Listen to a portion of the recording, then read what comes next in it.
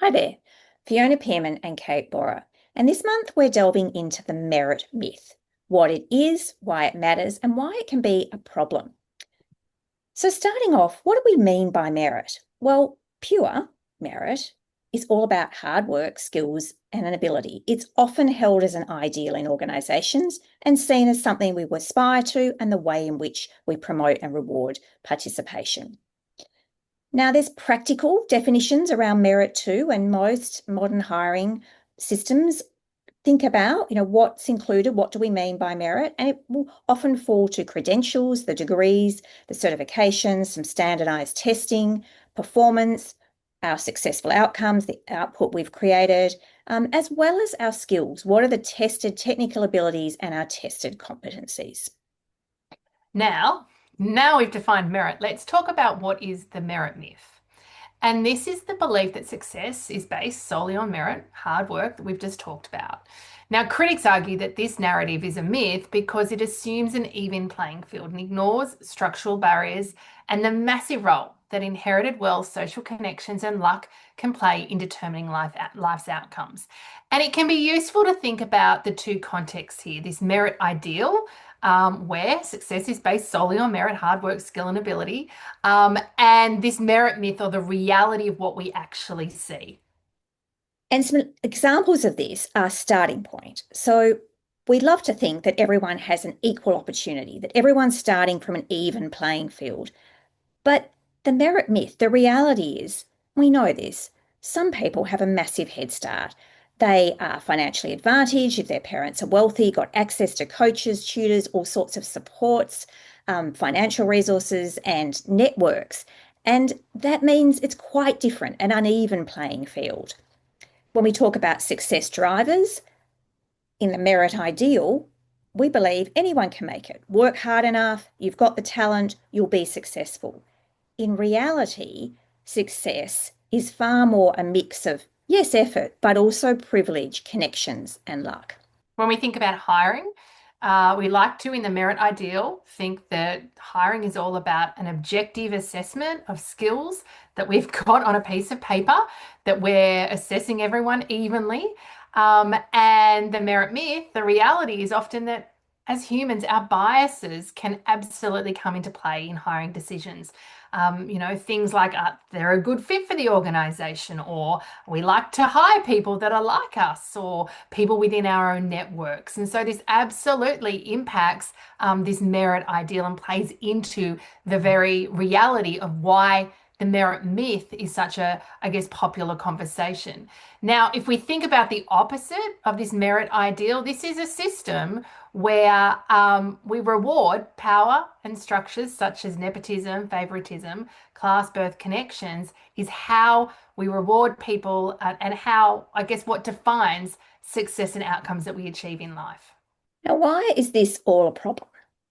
Well, firstly, it relies on a shared context.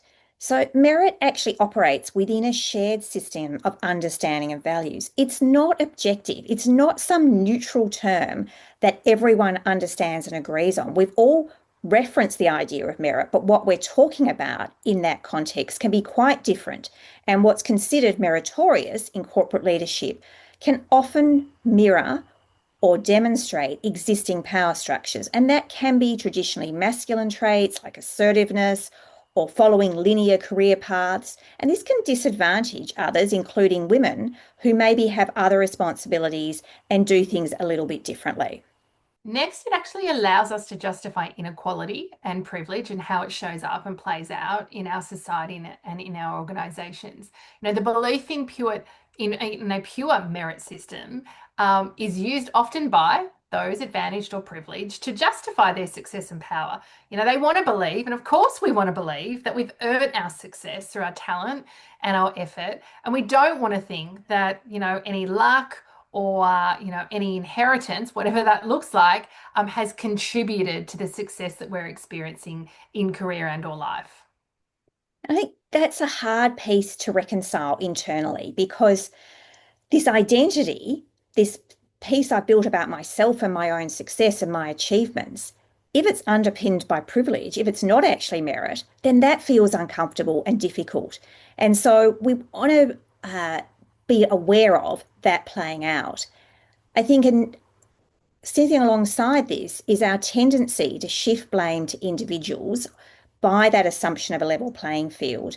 The merit myth often perpetrates the idea that success or failure is based on an individual issue or an individual's willingness or hard work. It's not taking into account all the societal aspects. And so we're not even seeing that very often the structural barriers that are holding others back, things like racism, sexism, and poverty.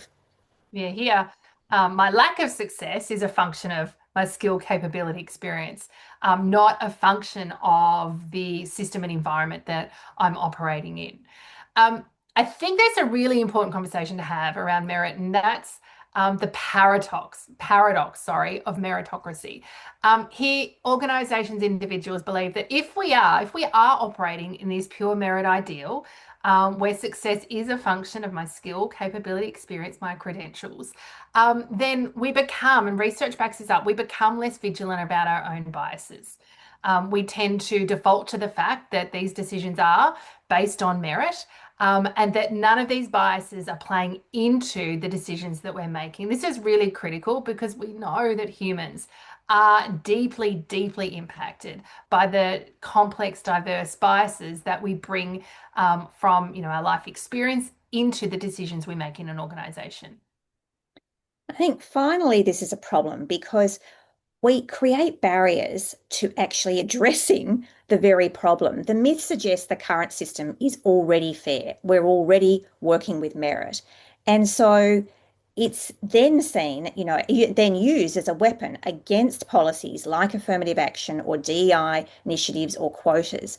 Because if the system is seen as fair and as though the competition for talent is perfectly okay, then any intervention, it feels as though that's potentially disadvantaging the current incumbents. And so we have this tension point that means we want to reject this idea that it's not fair or that we need to advance these initiatives and think about how do we level that playing field. We're going to leave the conversation around merit here. Lots to come, though, talking about the pros of hiring based on merit, why we like to stick to this concept of hiring based on merit, and also looking at how do we start to, as individuals, leaders, organizations, lean into some conversations, some good constructive conversations around this concept and the impact it has on achieving gender equality. If you've enjoyed today's confidence conversation, we would love for you to hear from you. And of course, if you know anyone who'd benefit, we'd love for you to share this conversation with them. If you'd like to hear more from us, head over to our YouTube channel.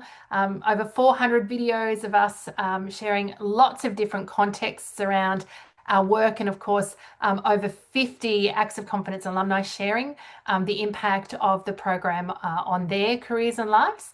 And if and when you're ready to go deeper with your relationship with Core Confidence, visit our website, coreconfidence.com.au.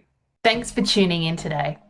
Don't forget to hit subscribe on your YouTube channel for more insights on confidence, leadership, and complex work environments. We drop new videos regularly, and we'd love to share them with you.